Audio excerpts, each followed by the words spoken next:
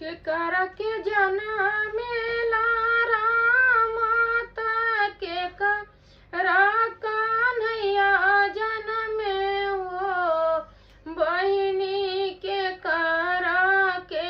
जनमे हनुमान महलिया होले सोहर महलिया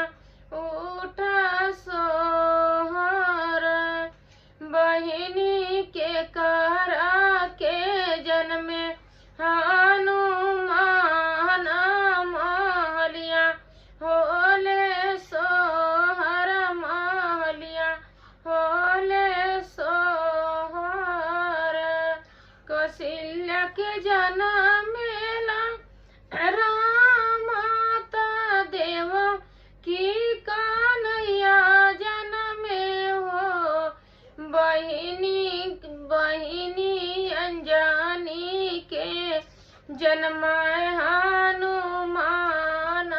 महलिया होले सोहर महलिया हो